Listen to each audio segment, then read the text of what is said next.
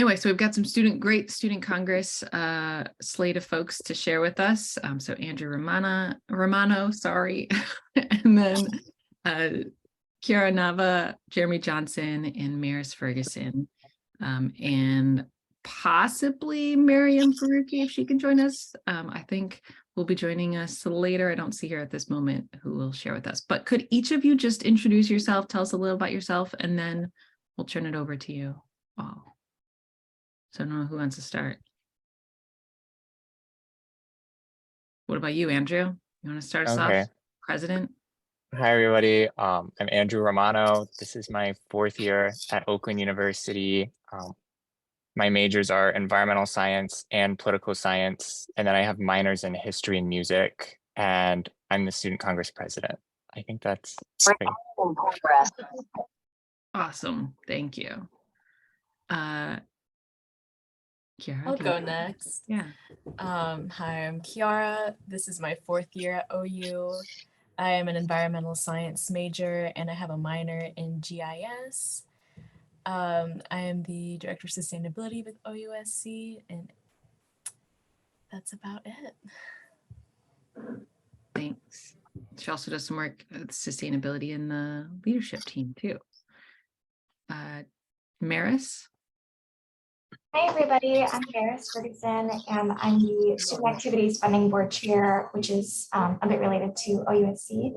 And also in my personal capacity, I was involved in organizing the student protest at the sustainability rally. Oh, and I'm a 3rd-year student in human resource management and sociology.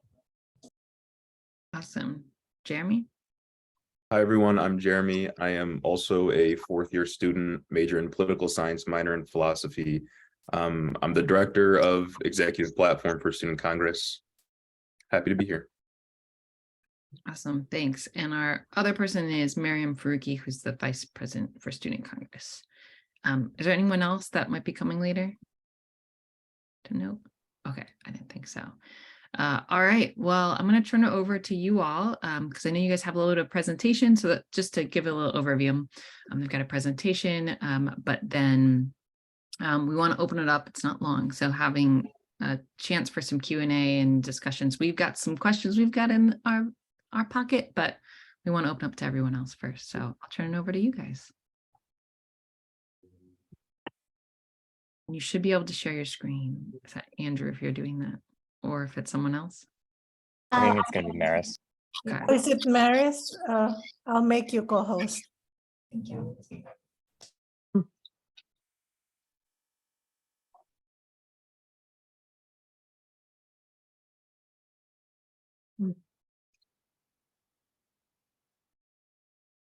All right, can everybody see that? Mm-hmm. Yes. Yep. Okay. I'm going to start us off. So this is just like a quick, or not quick, kind of brief overview of like our involvement in East Campus and what we did. So we called it our East Campus cancellation campaign. And yeah, those are the people presenting who we just did introductions. And that's a picture of Tree Runner, which is at the site of East Campus. Mm-hmm. So the issue with East Campus for us, we kind of ran into a lot of issues with it where that we didn't think it was right for the community. So when we first became aware of it, I believe it was I think it was April of last year. And it kind of came up in like the CDEC meeting, which is the Campus Environmental and Development Committee. It's like a university Senate committee. Back then, though, there wasn't a lot to be told about it. They kind of were just giving us a very vague overview. And the big thing that we could remember was that they were planning to potentially lease the land to private developers for a boutique hotel, which we couldn't really figure out how that related back to our education. And we tried reaching out, but when summer hit, there was like no communication really from administration to us, and we couldn't get any information regarding any of the nuances of it. And then that kind of trickled into September and a little bit into October, where we still weren't being shared any information. So we felt very much so that we weren't being included in the process. And I know that they had, for their student coverage of all 16,000 students, they picked 2 people, and it was the 2 Board of Trustees liaisons. And so we just felt like there was no respect for shared governance on the student end. I know that they kind of engaged with faculty more, but even then it seemed very much lacking. And then also very few people knew about it, especially when we were in the last fall semester.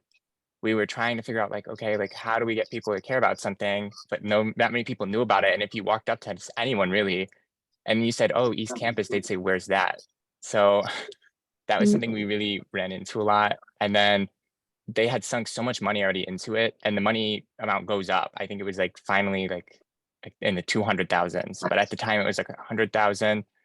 And so we really felt defeated in that sense because it was kind of like a waste of money. We saw it. And above all, like it just was seemingly changing and there was really no input from the community.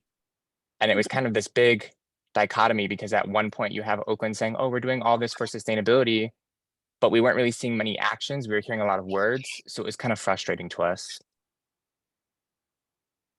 So the big problem we ran into when we wanted to oppose it was, how do we get people to care? And so really, like I kind of already mentioned, no one really knew about East Campus, especially students. And that's for a lot of problems, especially because students, you know, we're mainly commuter campus by far.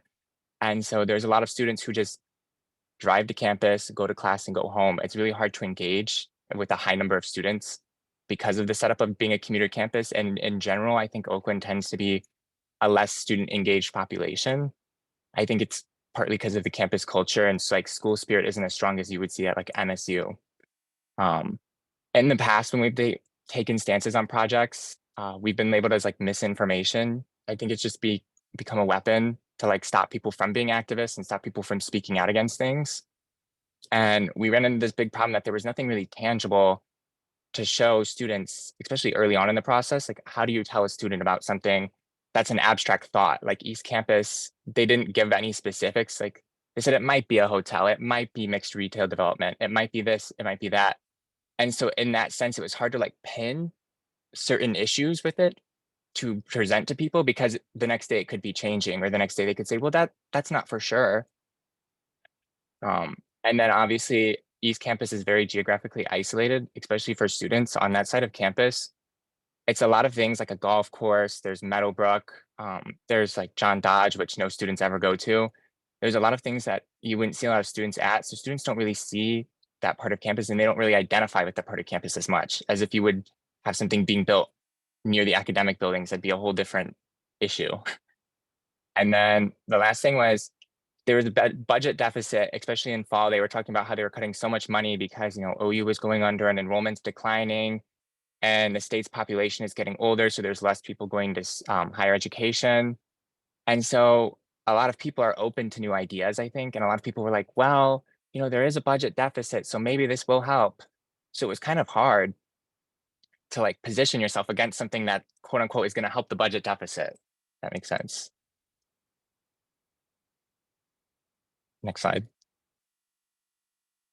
So at that point, we knew we wanted to do a petition, and like for a petition for many reasons, especially because we knew that petitions are a really good way to kind of direct people to a statement that they'll read and engage with. And it's also a good way to have a specific platform where you can host a hub of information. At that time, Oakland had a website about East Campus, and there was really no like rebuttal to the website, and there was nowhere to direct people to specifically get information as like, here's the other side of East Campus, or here's another perspective on it. And so I think we really lacked like a community area where we could have the opposition. So we knew we wanted to do a petition. But as I kind of mentioned, people kept changing what East Campus was, and it was really abstract. And so it was really hard to know, okay, well, what message will work best to engage the most people? And how do we explain so many nuances and things that are so strange, like, you know, the lack of community input? Well, like if I'm a commuter and I'm just going to class and going home, is that something that's really going to strike a nerve with me? If you talk about, oh, well, students weren't really engaged, if I'm already not engaged that much in campus. So things like that made it really hard to know, well, what do we focus on in a petition? So we definitely did a lot of like, I would call it focus groups, or here it says fielded student concerns. So we talked with students, tried to like test out messaging that way. We observed others speaking out already. So something we did was we were reading actually the case letters to the editor and everything like that. And then we read the Oakland Post response when they interviewed VP Westfall, and we tried to see how they were turning what Case was saying into their own messaging and how they responded so that we could anticipate their response to what we would say. And then we looked at the student protest and we saw what their response to the student protest was. We told other student leaders about the petition that it was going to be coming. So that way, when we launched it, it would have like a big output right away. And so everyone was sharing it immediately because everyone knew to anticipate it. And then also we met with VP Westfall towards the end, right before we released the petition. That way, one, it could be seen as something that was, they wouldn't be able to say, oh, well, you didn't hear us out first. And two, we were then able to test out the messaging that we had decided on. And so I'm going to let Maris talk a little bit more about the kickoff because I think that was a big thing. Yeah, so a bit about how the kickoff kind of got started. Some active students on campus got together and we were kind of having conversations about what we knew about the development and our experiences in terms of conversations with other students and other faculty members. And one of the major concerns was that people just didn't know about it, as Andrew's kind of touched on. So that was really concerning because obviously this would have been a huge change to our campus that impacted everybody. And, you know, whether you're a commuter or not, unfortunately, these things do affect us as we've learned. So, but anyways, so we came together and we were concerned about this and we decided that we needed to at least voice our opposition, but we also wanted to create a sense of awareness on campus about this issue. And so the Sustainability Rally protest was a great place and time to kick off this kind of movement. And so a main reason we did this at the Sustainability Rally was because we knew that there was going to be media attention there. We knew that some very important figures and decision makers were going to be in attendance. And we also knew that students could be witnessing this, you know, whether they're walking to and from class or if they come to the event itself. We knew that there would be people there to hear and witness our message and, you know, be empowered by that. We also knew that since there was media coverage, this would be a documented message that could be spread and put forth to people that also weren't there to witness it. I know that many of you guys were able to attend this. And so if you were there, you know that we chose to protest in silence. And this was intentional because we felt that it would kind of give a stark contrast to what many people expect a protest to be. So, you know, when you show up with signs and you show up to be a bit controversial, people are going to expect you to get rowdy and they're going to expect you to maybe be a little bit disrespectful and maybe things like that. And there's a time and place for protests of that nature, but we felt that this kind of silent, more cordial protest would have been a better fit for this, this setting specifically. We also wanted to make sure that they had no reason to discount our message. And we wanted to make sure that everybody was able to kind of get a sense of what we were saying and how we were saying it, even if we weren't saying anything at all in that moment. And, you know, unfortunately, with different manners of protest, people can sometimes choose to pick apart the methodology of the protest rather than the messaging. And so we wanted to make sure that there was nothing lost about our message and that we were completely and utterly clear about that. We also wanted to respect the Sustainability Rally as an event because, of course, you know, in a perfect world, we would have been there in the audience, we would have been there speaking. And, you know, we wanted to respect that this was a kickoff event for a month that we were in full support of. And the reason that we chose to do this protest here anyways was because we felt that, you know, some speakers who were there did not stand for the Sustainability Month and Sustainability Rally that the rest of us were there for or wanted to be there for. And so that's kind of why we chose to protest specific speakers or specific messaging. And, you know, we know that people there probably would have been in support of our messaging and have even, you know, voiced that to us. So it's been great to hear. But at this event, we knew that that's what most of us wanted to stand for is against East Campus, whether it was directly or indirectly. And we kind of wanted to bring a little bit of a lens to a hypocritical situation where people are profiting off of the image of the Sustainability Rally and kind of claiming to have values that weren't being shown in the actions of East Campus. And so, you know, being able to draw this stark comparison between what's being said and what we're experiencing was really important to us in the imaging of this protest. And, you know, another final reason why we chose to stay silent is because we felt that our collective action and, you know, collective movement would speak louder than anything that we could have said in that moment. And so that's kind of the who, what, when, where, why of how the protest came together and why we chose to do it the way that we did.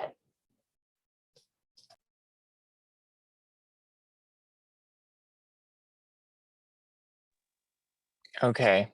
And then once we did all like the message testing and everything, we kind of finally came down to 3 major concerns, which we chose: traffic, sustainability, and safety. And I think these 3, I think at the time prior to, a lot of people were touching on sustainability, but they were Oakland University's response to the very like well-crafted arguments about sustainability had been, well, we're saving trees. So it was very hard to like combat that, because they were just like, they weren't getting what sustainability truly was. They were just saying, well, we're saving the trees.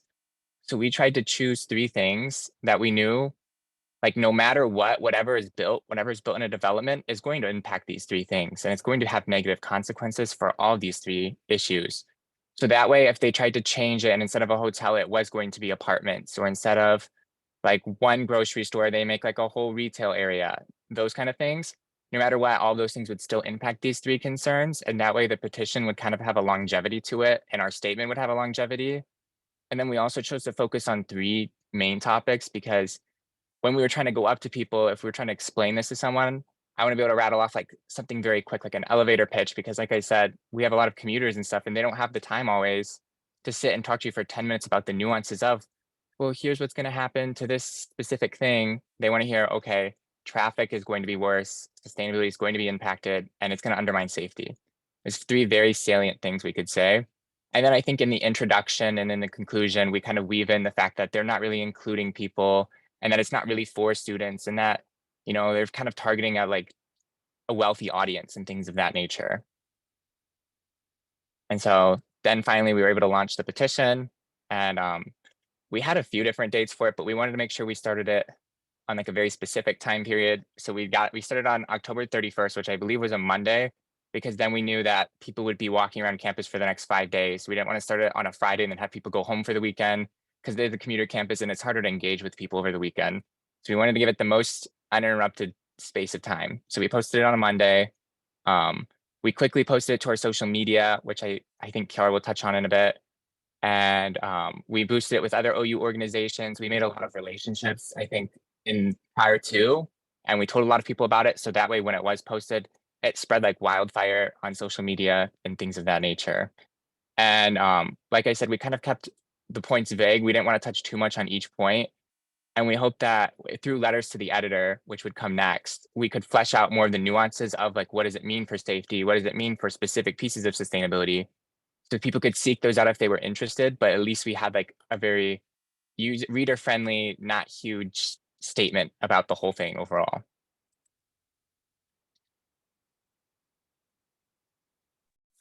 Yeah, and then so for we had several core strategies here when it comes to the methods that we use to really boost the message. As Andrew just mentioned, we launched the petition as really the first thing that Student Congress did to take action on the issue. And we went through boosting that, like you said, on social media, but we knew that because East Campus was really not defined yet, and because no one really knew what the issue was, that we would have to take a lot of different steps and employ a variety of tactics in order to boost the message adequately. So we also had a lot of marketing and promotion, which I think we'll talk about in just a couple of minutes, with our handouts and with our posters that we tried to make as digestible as possible. Andrew and a lot of others put in a lot of work to build alliances with the community and with other organizations far before we ever started this campaign. And not even necessarily because we were preparing for East Campus, but just because it's useful to have allies in the community. But once we were able to forge those alliances and build trust with other organizations, boosting the message to populations that we otherwise wouldn't have reached became a lot easier. And that was something that we were able to do pretty swiftly. And we were always making sure in whatever we were doing to link it back to the 3 major areas of concern that were on the last slide, because we knew that making the message digestible and easy to understand was really core to spreading it as much as possible and as much as we were able to. And then, as was mentioned, the letters to the editor, we had a bunch of these come in. The 3 screenshots on the 3 screenshots on the right were some of the letters from OUSC members, including myself. And we had a bunch of others come in from various organizations, various faculty and other students that were concerned and felt as though they wanted to make their voice heard on that, which is really helpful. And these letters made their way at least all the way up to Vice President Westfall, if not all the way to the Board of Trustees as well. Because just about everything we did and everything that was said, or at least put into the media, was shared with people a lot higher up than we were. So we knew the message was being boosted to that extent, and people were aware of it. We were also able to make news in a lot of media outlets and organizations. I think it was Click on Detroit, Channel 7, that gave Andrew some coverage. He was able to speak to them. And there was a couple of other media outlets as well that we were able to get into. So when it comes to this, we were really firing on all cylinders. And based on previous petitions and campaigns that we had done, we had employed basically every strategy we had learned this far and kind of put it all into one to boost the message as much as possible and make it really seem as though talk about East Campus was omnipresent on campus, like nobody could get away with it. And then, of course, we engaged with admin a lot, which I will let Murryum explain. Yeah, so with talking to administration, myself and President Romano had, various methods. There were sometimes we'd be meeting with VP Westfall, kind of like one-on-one, and sometimes it was meeting with President Peskovitz and VP Mack, the Student Affairs Vice President. So we brought it up at pretty much any meeting we had with administration, even if it like wasn't directly related. We always kind of twisted it in, so it's something kind of on all their minds that they're all hearing, so that hopefully when they kind of meet up, it's like everyone's bothering us about this. And the point also, even during meetings, was to kind of make it awkward for them, for lack of to find a better term, just to constantly bring it up and let them like sit with, just like asking the questions, sit in the silence of them not having come responses to certain arguments and certain points.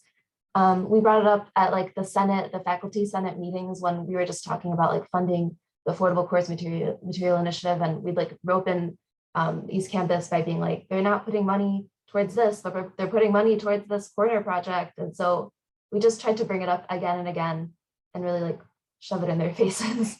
So that was kind of our method with that.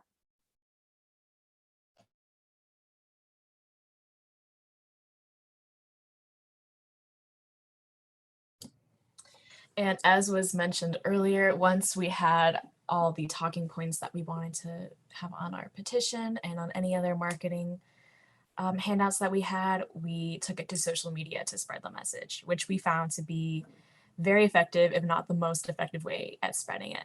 So as you can see here, we made a statement on the petition with a link to sign it and posted it on our Instagram. So this post got the most likes out of any post that OUSC has posted before. So you can see here that we got 700 likes, which is a crazy amount for us.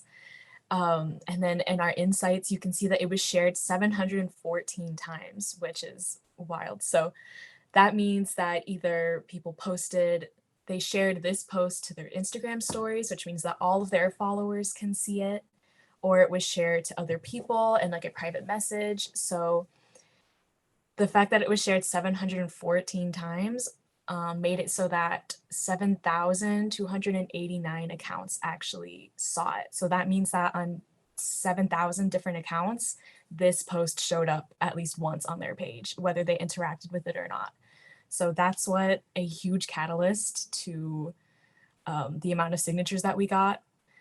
And the great thing with social media is that we were able to share it to other people who had accounts. As mentioned earlier, we had already prepped and talked with other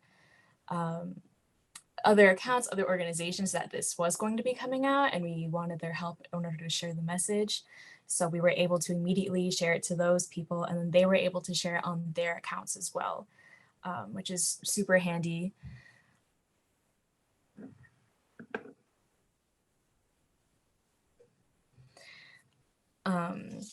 So even though social media is the most effective way at sharing our statements, not every student is on social media. We've talked to students and have said that Instagram is the best and easiest way to see what we're up to, what we're doing, and I'm surprised by the amount of students who actually don't have it. So to the students who don't have it, this was the most effective way at spreading the message. So created these small handouts called Save Our Campus, where we briefly explained what the project was and why we were opposed to it. As Jeremy mentioned earlier, it was such a digestible way. So you're not reading this huge long handout on what it is. We were just able to hand this to students, and they were able to be able to find out briefly what it was about, and then look more into it if they wanted to know more about it. So we were able to share these by whenever we had a tabling event in the Oakland Center, we were able to hand these out to students, or even Andrew and I would be walking around and just asking students, like, have you heard about this project before? And quite a few students, if they had heard of it, it was through our social media. So they'd be like, oh yeah, I saw this on Instagram, or I saw my friends post this on Instagram, or they shared it to me. But to the students who didn't, this was the way that they found out. So we were able to talk to them a bit. And like Andrew said, students don't have half the day to sit and ask about every little thing about the project. So this was just an easy way to be like, this is what we're doing. These are our 3 main concerns. Here's some more info on it. And then they had the QR code to the petition where they were able to read more about it.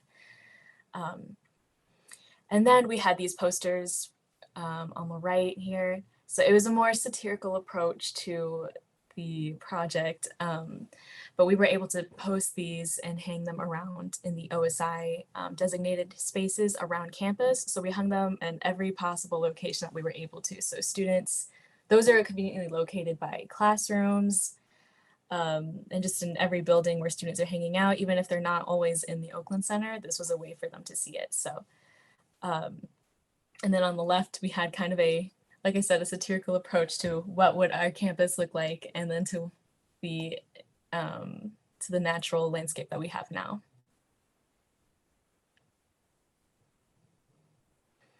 And like I mentioned earlier, we were able to engage with so much of the community who helped us share these posters, whether it was the physical posters or our links to the petition online. One way that we were able to do that we haven't really done before was actually sharing it with various Oakland University non-affiliated meme accounts. So these accounts exist on Instagram and have like a niche interest to each one. So we have OU Trees, which posts trees on campus. We had our Barstool account, our Bad Parking account that posts pictures of badly parked cars on campus. And we have the Harry Styles fan account, and then I run the Taylor Swift account. So I was able to get in communication with all of them and be like, guys, we're ready to send this out. And they were able to post it on all of their social medias. So we were able to get this big platform of students who maybe even if they aren't following OUSC official or any of the other more professional accounts, if they were just following these for entertainment, they were able to get access to the petition, which was super helpful. This was a big way that we were able to get the message out.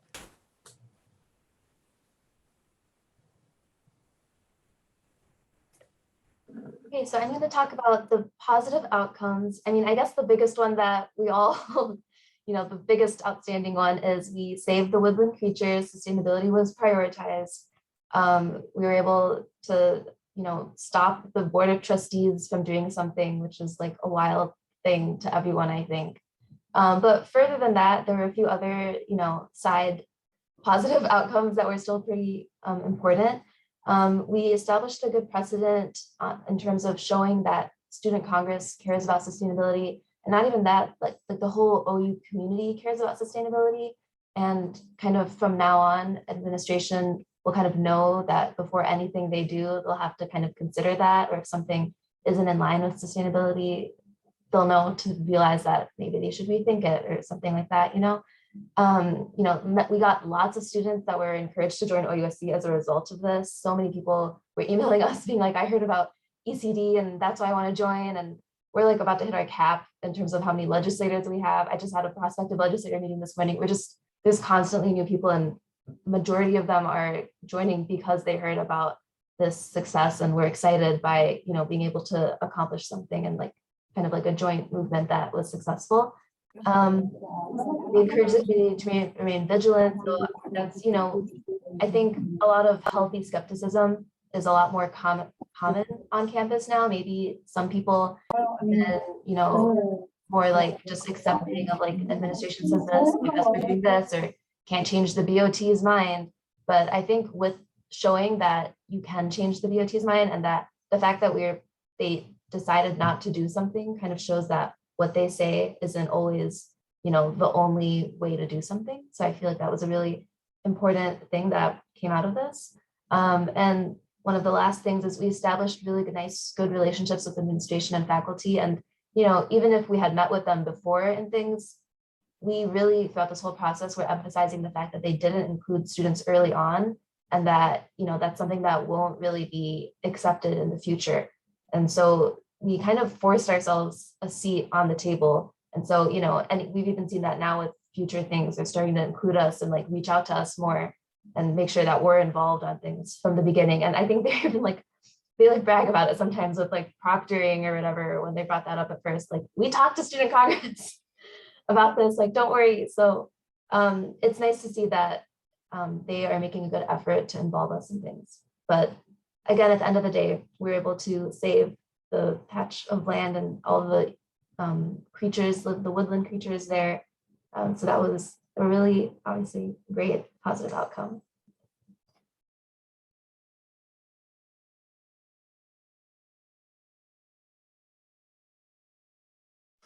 I don't know who's going to lead this, but I think we're just opening up the floor sort of to any questions anyone had. But anything? Yeah. So I'll just say a quick word first. Just want to acknowledge, like, it's so wonderful. As Scott mentioned, we're not actually going to fail you if you're in any of our classes, but man, sad to lose some of you, all of you, but I know not all of you are graduating this year. So Maris, you're around. Murryum, you have one more year? That's right, we got two that are still sticking around. But it's really, I mean, hearing about how strategic and intentional and thoughtful you were is pretty impressive and pretty amazing. And so just want to start off acknowledging that. We have some questions we kind of came up with. I'll ask one and then just open up to any other questions and then can throw in some others. But you guys were really good at this, sort of with that. Like you came up with a strategy, even like the design of this poster and some of the other things, like you guys pulled together a lot of really good talent. And again, really thoughtful in your approach to this. But thinking about advocacy and resistance work, have any of you been involved with this before? Like, how did you get started? Are there certain things that kind of catalyzed your movement in this? Or like, is this it? Or is there something else that kind of got you thinking about what's the ways that you can resist kind of projects and initiatives that you find are problematic? Yeah, I think I'll answer this one. A couple of us, I know some of us were members of the Student Workers Coalition earlier in 2020, is it? Yeah, no, 2021. And so that was, I think, a big thing for all of us. That really was the beginning of just kind of pushing back against administration when they do things that, you know, students are not okay with. So, you know, that was a big thing. And I think that's where most of us got our start, being involved in that or seeing that happening. Yeah. Awesome. If anyone else have anything else they want to chime in on? I can speak to the fact that I wasn't as involved as my fellow peers in activism at OU until this project. I did some things in high school, like with speaking out against gun violence and things, but it really wasn't until this project that I had the courage to actually do something. So I think this was just such a great way to kind of encourage other students to kind of show them that you can do things. Like if you aren't happy with something that's happening, you have the platform and there are ways to speak out against it. So I think throughout this process, I learned more about how to do that. So that was cool.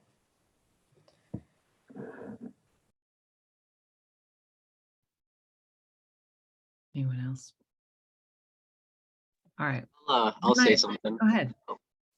I want to agree with Chiara said. She said, you know, like people have voices and, you know, you're able to use that. And I think that's like seeing this and how even just like a few people, like a, you know, a small group of people, they can, you know, change the decision of the Board of Trustees, which kind of shows the collective power.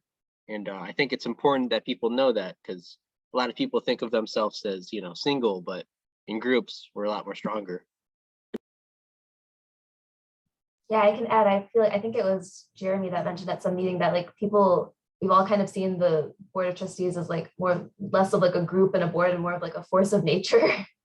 And so like, this was really crazy. Yeah, I can just add on really quickly, in terms of how we learned to use all the strategies that we did. I think that for those of us that have been in Student Congress for a while, we've engaged in all kinds of different initiatives. We had our Trash the Textbooks campaign that happened last academic year, and we've done all sorts of other things that weren't as visible as the East Campus Development campaign. But I think because for so long, administration has kind of been unmovable on so many issues, we kind of were forced to learn to be super creative in all of the strategies that we employed. And over time, we just picked up new skills and new methods of getting the word out. And I guess ironically enough, it was kind of admin that made us this good at what we do now, because we had no other choice if we wanted to be effective. And I think this was really a culmination of years of pushing for more positive changes at OU.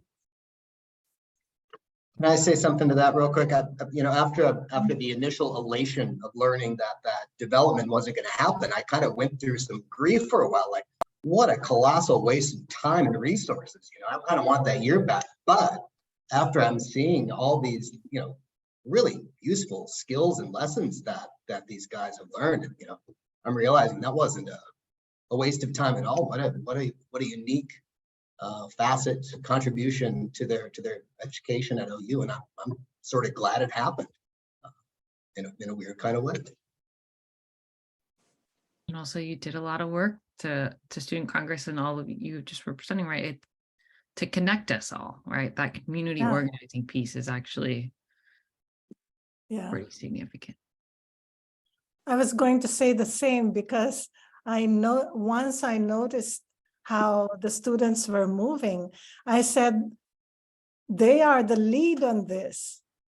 We may have been the first to post our position paper, but as soon as I saw what they were doing, I said, they have to take the lead, and we just worked together so beautifully. So heartfelt thanks to you guys. Really amazing work. Yeah, and I will say too, something I think we learned in the past on how to be quicker on is like, in the past, like I think especially like the first time we really did any activism, at least for me, was like really like the Student Workers Coalition. And in that, I think something that we kind of didn't have as much was a bigger marketing presence and bigger outreach presence. And I think we were kind of a bit slower in some ways to reach out to people. And because of that, it let, you know, like university and outside people define us and what we were trying to do. And it was such a simple thing. Like we just didn't want our jobs to be cut, but like people started looking at us as like being like these radical people, so angry and on this tirade. So like, I think we kind of learned from that, like we have to have a bigger presence sooner. And so a lot of what we did with East Campus was like, I think we had the advantage in a way of like that they were trying to keep it a secret. It seemed like university administration. And so we took that, and before we even had the petition posted, we had made those posters and we had printed them, and we had like all the handouts printed, and we had actually printed all of our marketing, and we had our social media posts ready to post, so that the day we posted the petition, we launched all of our stuff at once. That way it was out there. And so then all these people who didn't know about East Campus, we were defining it for them, and we weren't letting other people define it. And I think that was something that we really learned to be really effective. Yeah, getting ahead for messaging. Since I'll just as a note here, open it up to anyone who's got questions. Andrea's got her hand up, so move to Andrea Knudsen. Yeah, to that point, I mean, so grateful for the space that you opened up for sort of defining who the stakeholders were in this around this issue, but even more sort of powerfully, you know, your outreach also to the Native American Advisory Committee was really, really important. And the relationship that you've built with that committee really mattered, because once that petition started and your community organizing gained this momentum, right, it became, what happened with the Native American Advisory Committee was that once Westfall put out that list of quote unquote stakeholders and the interviews that they were going to be holding out throughout December and January, the Native American Advisory Committee was missing from that list. And so it was a matter of reaching out to him and saying, you know, where are we? Aren't we stakeholders as well? And so this is all just to say also that ironically, so he set up a meeting with the committee and he was late to the meeting because he was rushing from the board meeting, and we were actually the first ones to hear of the decision, which made the entire committee kind of sob with joy. But we wound up not having to, you know, tell him how important it was to sort of define our committee as having stakes in this campus development as well. But it was, I think, a real lesson, as you point out, that, you know, this has been such a learning process in terms of, I think, teaching administration who really cares about the land on the campus. And despite the fact that you were, you know, working so hard to make sure that everybody's voices were heard, you were literally defining that space over and against, you know, the constant messaging from administration about who stakeholders are. And, you know, and I think that that's a battle. I think it's a battle, and it was for us, right, being left off of that list. It turned out to be a battle for us as well. Like, how do you get on that list of stakeholders? And so thank you for challenging, you know, who this land matters to. I appreciate it. And the NAC appreciates it. And maybe Andrea, just quickly, in our meeting with Aura, when was that? Was it last week? Yeah, with Aura and Mike, we mentioned the White House directive to all federal agencies to make sure to include Indigenous voices, and that any decision in regard to land, they have to be consulted. Yeah, I think directives are, you know, directives are directives, but I think in practice, those directives sometimes fall apart. So I think that that's for us in terms of our experience of the community organizing. Like, OUSC didn't leave out the NAC, but Mike Westfall did. And so, you know, having to kind of say, put us on this list and make sure you talk to us, you know, it was just something that we still had to do. And so it was, yeah, I just to reiterate, it's, my lesson from all of this is that it's still kind of a high stakes game to create, to define who this land really matters to. You know, like, OU owns the land. It's OU's land.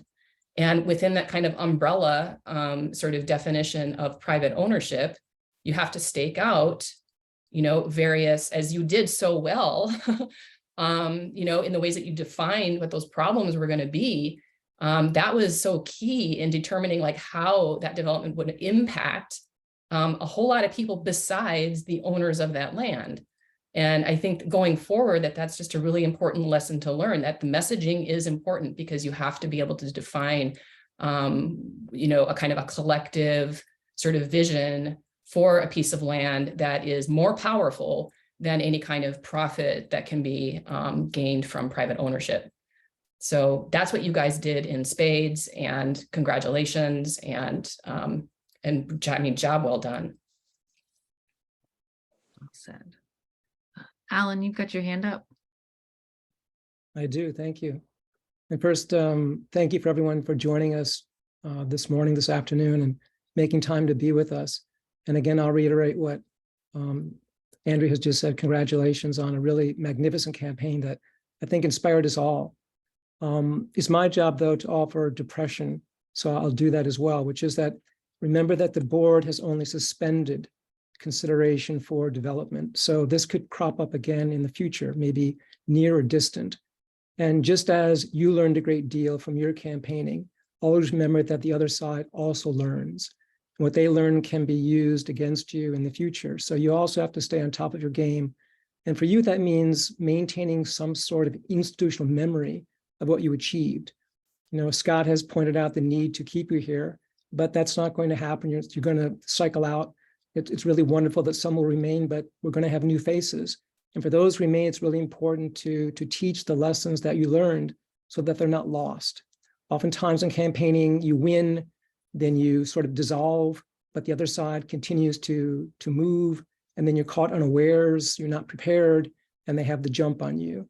And I don't mean to make this truly adversarial, but we know it is adversarial. And so if you're not prepared, if you're not willing to engage in another round, if it should come, then we can lose. So it's always at risk. It always has to be defended. You can never let your guard down. You enjoy your victory, but you always remember that there may be more battles yet to fight. And thank you so much for fighting this one so brilliantly. Thank you so much. Is there any responses or thoughts from the panelists? I can say, That was, oh, go ahead. no, you can go ahead. Okay, it was well said, and it's exactly why we encourage the community to stay vigilant, because exactly, even if it's not East Campus specifically, there's going to be other things that may not involve students or faculty early on in their decision making again. So hopefully they have learned, but again, and it's to prepare for that. Yeah, and then hopefully future students can see this as a precedent on what to do, or just that it is possible to change decisions. So Yeah, I was just going to add on to that and say that, like, there's definitely been a cultural reset, at least I'd say on campus, and also like in OUSC especially, where like our whole new crop of members, a lot of them are freshmen, and they all like kind of one of the first big things that they all worked on was this. And so hopefully like that'll stay in their memory, and you know, the people that they train after that, like hopefully we're going to try our best, hopefully we can continue it. But yeah, maybe we need to figure out more also a tangible way that really incorporate that, like the activism aspect into our organization and our campus. I will say that we did notice too that they said suspended.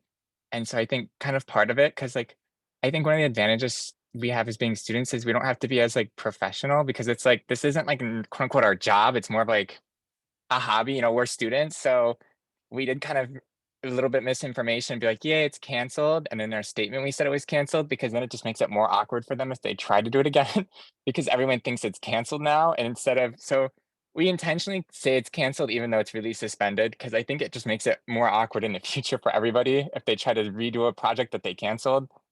And then the other thing too is that we have been bringing in a lot of freshmen, and we've been trying to like do smaller initiatives with them too. We're like not as big as like an East Campus campaign, but we'll like let them kind of take on something first, and then we'll like walk them through, like we'll let them try it out, we'll mentor them, and then we'll help them along the way and give them pointers, so that it's like becomes a trial and error, because it is really a learning curve.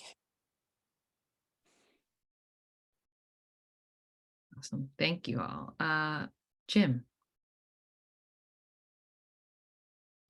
Yes, ditto what everyone is saying. Just such an amazing process to be involved in alongside you and watch you initiate and lead, and a real study for the rest of us to learn from. And in that vein, as faculty, wanted to ask and invite if there's any input or feedback you wanted to give to us, particularly in our role as faculty in this process. Was there anything we were not seeing, ways we could have responded better in our own initiatives? I just wanted to make sure that possibility was extended to you to speak back to us.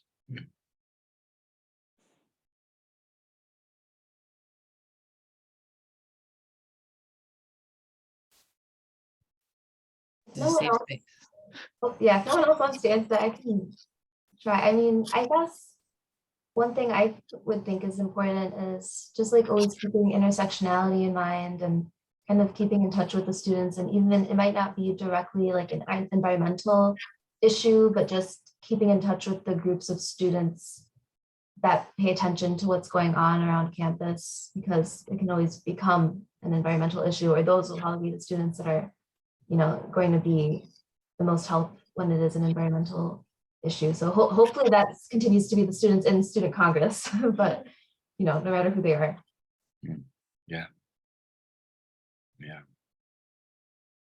I will say one thing, and this is kind of more niche, but I think too, it's just knowing that like collectively we have power, but then too, and each individual has power. And like, I think with the letters to the editor, like OUSC posted one, but then we like had each member start writing their own. So that way there was just even more. And I think that was something like, I know Case was writing a lot of group letters, but I think even individually writing your own in the future and things like that, like giving a personal statement while also doing a group statement can kind of lead to make people feel safer. Because when more people start speaking out in an individual capacity, then people feel safer to join in and speak out on their own.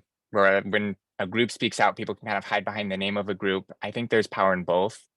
And then I think something that worked really well, that faculty did really well, was like, you kind of like in a lot of ways, like opened up space to students, like especially me and Chiara, you kind of not treated us as equals, but like as peers in a lot of ways, like in the discussions, which made it feel like a lot more like we were a team and not like a like faculty student dynamic, which I think was really worked really well. And I think was a really nice thing. So I just wanted to say thank you for that.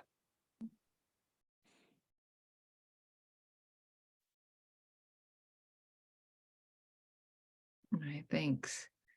Any other comments? Dean? Yeah, Dean, you get your hand up. Yeah, so first of all, I just want to say, thank you so much to all the students for all of the work you've done. Oh my gosh, when I was at that sustainability kickoff rally, up to that point since April, I was only aware that faculty and maybe a couple staff members were really conscious of this issue and concerned about it. And when, students came out holding protest signs, that was probably one of the most inspiring things that's ever happened at OU. I was like, oh my God, this is amazing, right? And, speaking to Dr. Epstein's comments about, and other things that people have said about, recognizing the community, that you are a part of and finding everybody as a result of this, I think that's so valuable. And Dr. Epstein was saying, this isn't over, right? This is going to continue into the future. How do we pass the baton and so on? And this is what I've been thinking about, ever since the decision was made. We don't want this work to be lost, but also how valuable would it have been during writing these letters, starting this petition, doing this protest, to know the long history of students at OU who have protested similar decisions like this in the past. I'm thinking, how much more valuable would it have been to see those voices who protest the building of the golf courses, for example. So I'm thinking, how do we create some kind of an archive that's easily accessible for students in the future, 10 years or 20 years from now, to look back and see your letters and see your voices, see the art that's been created, the whatever it is. So just to start something, I'm, creating a bibliography of all the letters you submitted to the editor and everything I can find in the media and putting it all in one place. My idea is that it could be formally submitted to the archive, the OU archives at Kresge Library here. So I can share my email address. I would, be happy to be like a starting point where you can just send things to one email address, any links to media articles, letters you've written, whether they were published or not published, to just create this one big space where students in the future can look back and not feel alone and realize they're not only part of a community of the people around them, but they're part of a historical community. Like protesting at OU is a very important part of student life, and it will always be, right? So again, thank you so much, and I'll put my email address in the chat if any faculty or students have things that they think should go into this kind of archive, and I'll just be responsible for kind of collecting it in the interim until we find a more permanent location and maybe stewards to keep that going. But I totally agree that this is work that shouldn't be lost. And just as a note, it's also like the work a lot of you worked on for, as student workers as well. Like that's another galvanizing force. So there's a couple things can include in there, and maybe more, as Kelly brings up in the chat, that we haven't cataloged well, but I'm sure there's other things. So anyway, do you guys have any quick comments about that before I move to the next question? Just that I think it's a really good idea. I was gonna say Andrew has like a running collage at the moment, but formal archives would be really good. Yeah, formalize that collage. And this presentation, I think Scott had said in the chat earlier, like this is a great catalog of all the work you've done too. So Jing, to you. Hi, I'm a community member and aware of so many neighbors near me or far that are concerned, that were concerned, and also voiced their input with the mayor of Rochester Hills.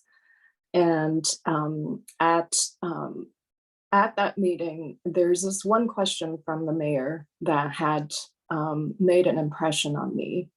He said, "You guys want sustainability, walkability, cyclability. What does it look like? I do not know."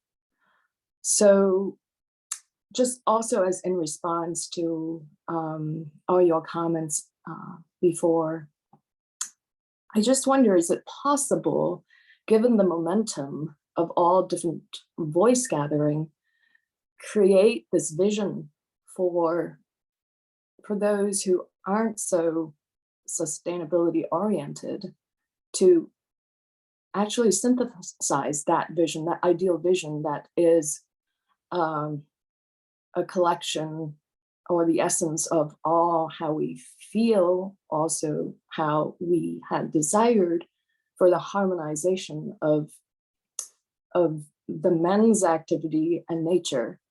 I think that's at the core here, is that to mobilize the elephant, to change the systemic behavior of commercialization, of lack of consideration for sustainability, we have to almost like to paint the vision and give them that emotion to lead them on, to move all of us together. And I see this time as a great opportunity to move that forward. I don't know how to go about it. This is how I feel. Maybe I could start personally with annotating a Google map and putting items of possibility of some other kind of development than what had been proposed. As Alan, you have said, this activity will resurface. And if we don't have that vision by the next time around, it still would have to be a ground zero, a ground up activity. How do we take the current momentum and move it forward to create that vision and emotion for the power, so to speak? That's my thought. Thanks. Yeah, thank you, Jing. Is there anyone who wanted to comment on that? Lily, I didn't know if you wanted to say anything, or any of the students. Scott. Shannon just had a quick comment here about this Adams Road project, and I know that worries so much, but that comes with a lot of opportunities with it as well, for things like cycling lanes and et cetera. And to answer her question, the people involved who you would want to approach are facilities management at Oakland University and Mike Westfall. He's heavily involved in this as well, because something is going to happen there. The sooner you get involved with that, the more likely you'll be able to help your vision unfold there. So I just wanted to add that that's still going on, and it might be an opportunity. The survey engineering company that had been involved are data gatherers. They're not necessarily creator of a vision or design possibility, and that sort of falls under a different kind of capability. So I guess I'm asking the group, as who or how could we aid that, and also in the direction of protecting the East Campus, and create some perhaps artifacts of vision. This is Faye. I'm going to jump in because Mike Westfall asked me to be the representative to meet with these people on Adams Road because of my critical issues at the Student Organic Farm. And there have been some meetings on that. It is a long-term project, and we'll see what happens. But you know, certainly all the neighbors are involved, the school, the church, it's a very thorny problem, but I'm the person that's been appointed to represent OU. And so, you know, we can even have meetings here on campus apart from that visioning, or it wasn't really a visioning meeting. It was more like taking things in, but exactly what you said, they're in the design phase and nothing's going to happen in the next year or two, or, you know, it's a very complex issue. So yeah, maybe not that I don't have lots of suggestions for bike lanes, and such as, for example, maybe the golf course could be cut off a little bit so that we could have a bike lane there, or even walking paths. So, and I actually think that this is a place where Student Congress and other people in this group could be involved, because, you know, a simple solution is let us widen the road to the west, which is all OU property. You can't do much with the east side where houses are and churches are, but you know, it's not an intractable problem. But you know, I'm the person that's giving the data right now, so happy to see what I can do. Well, thanks. That's Yeah. good news. It might be something we connect about kind of separately for those who are interested, and figure out if there's a way to try to get more input there, because that's like you mentioned, it's a complex group, because you have different municipalities, the county, you have the county, the university, that's all a part of this. So anyway, but it's important for all of us to also mobilize on those types of issues and provide our inputs, because we need to, that's supposedly what they're evaluating. So Colleen. Hi, everybody. Sorry, I'm not able to share my video today, but I just wanted to thank the students for their very inspiring work and their presentation, and just make the point that the presentation itself is was such a clear and well put together document of the actions that you took, and the thoughtfulness that you brought to the project. So I want to encourage you not only to put that in the Dean's archive, but to think about ways that you could repurpose the presentation as your gift to the students who you'll be leaving behind when you leave, to pass on the knowledge that you gain and the tools that you have to other students, either who are joining your organization, or just, you know, maybe offering it as a primer on, you know, social disobedience or protest or organization in general, because it really is just so thoughtful and I think forward thinking about students' role on campus and how you can be effective. So I, you know, use the work that you've done and use it as much as you can. Very, very, very great work. Thank you so much.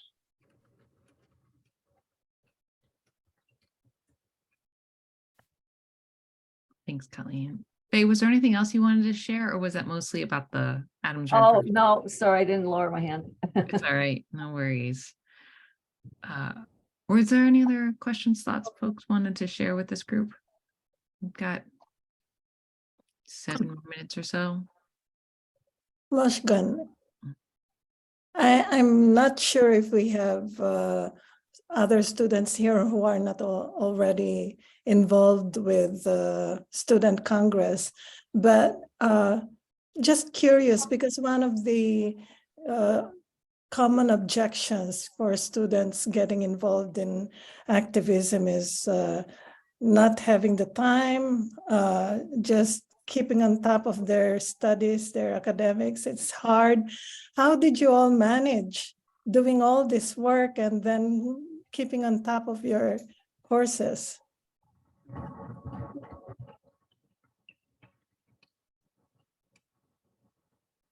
What was that like for you? Some laughter. Yeah, I can start us off. I mean, it's definitely a challenge because the campaign that we were undertaking specifically for East Campus took a lot of planning behind the scenes before we launched anything publicly. And it was a lot of long days planning out statements, going through, 3, 4, 5 drafts of different statements that we didn't like, scrapping them and then coming up with something new.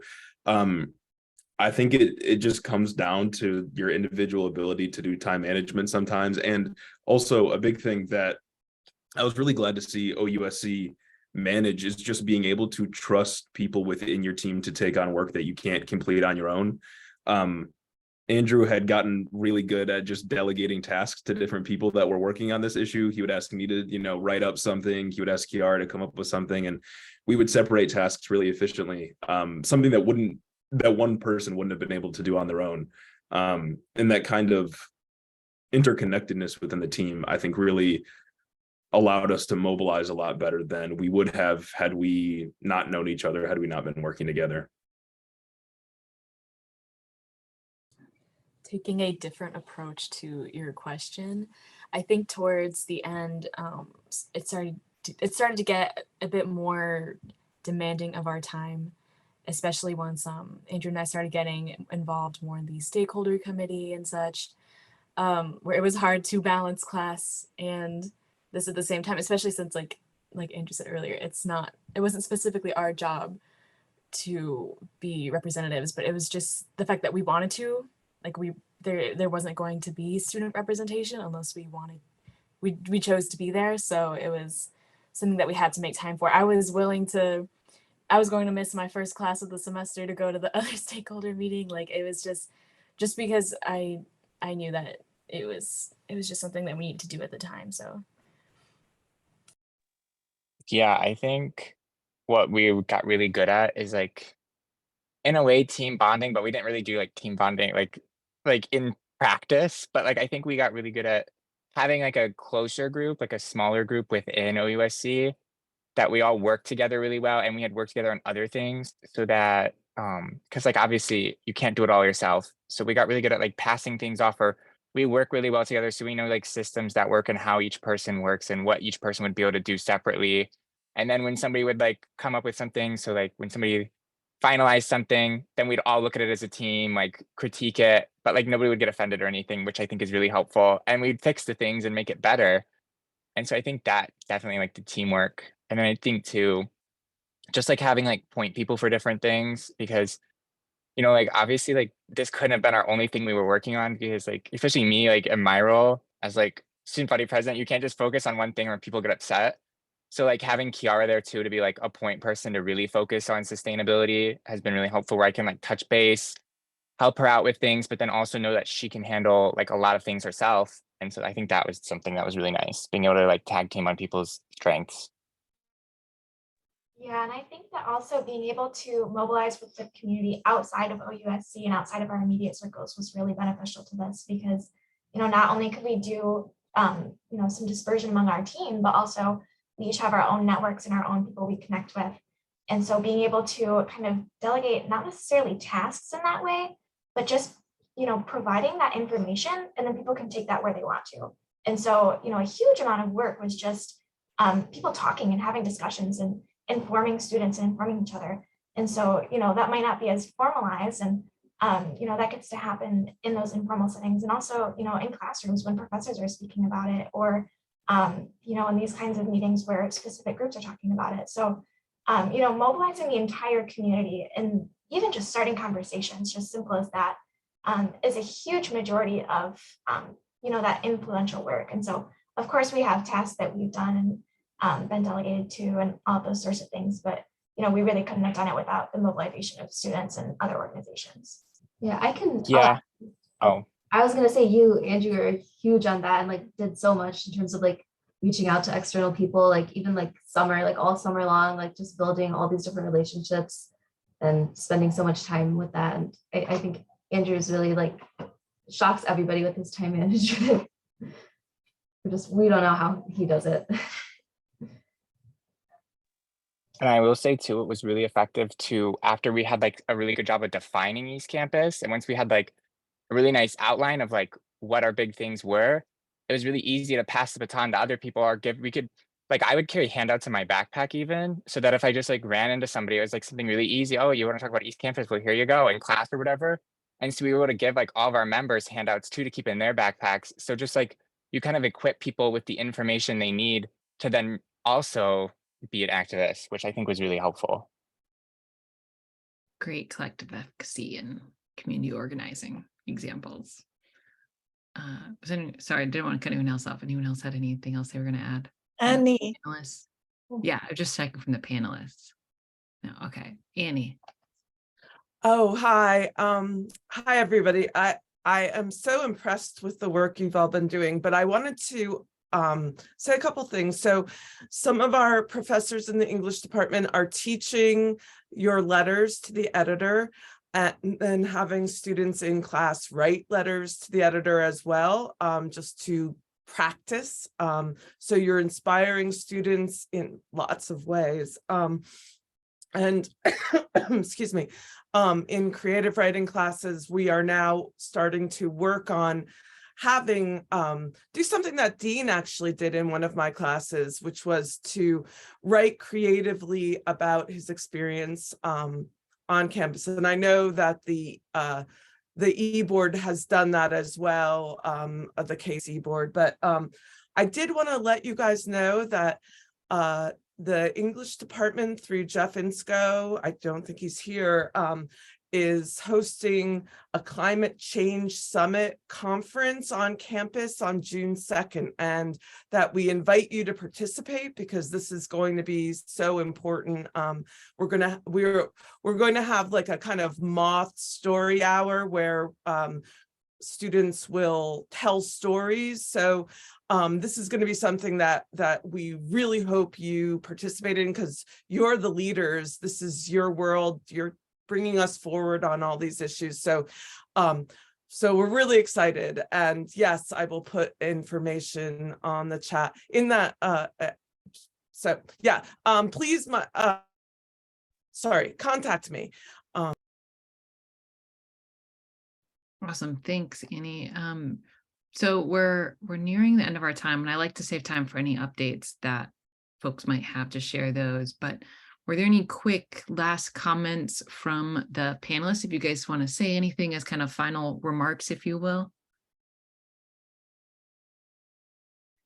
The only thing that I would say, similar to what Murryum had alluded to earlier in the meeting, is that a lot of the time I think we view those higher up the food chain in terms of, ability to make decisions at the university as forces of nature, as immovable objects, as, storms or tidal waves or tsunamis.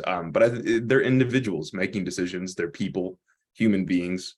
And I don't think we should view them as immovable on any issues. And I think campaigns like the one we did for East Campus and all the people that we involved prove the power of us to ourselves. And I don't think that should be forgotten. I mean, it's a really huge thing. I've been here for 4 years. I know people have been here a lot longer than I have, but in my time here, we've struggled against the university on a variety of things, and I've seen them be very intransigent, unwilling to compromise, unwilling to even speak to us at times. And I think it really shows a lot of growth in the community that we were willing to push back so hard, and we won. And I just think it's a powerful thing to see in my final year. And I'm glad that finally the community, I guess, got strong enough to come together and push back against it. It's just very inspiring. It really is.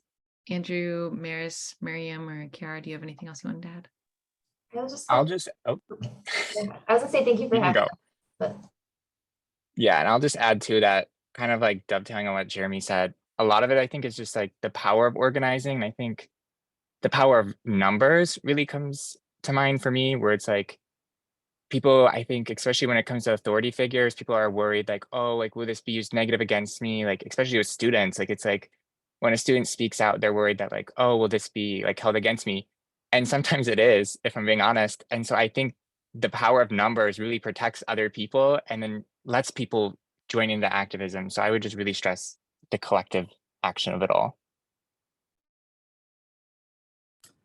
Yeah, I just wanted to say, through this project, I've been able to meet so many of you and work with you all, and it's just been a great opportunity in that sense. So thank you for giving us the platform too, for all of this.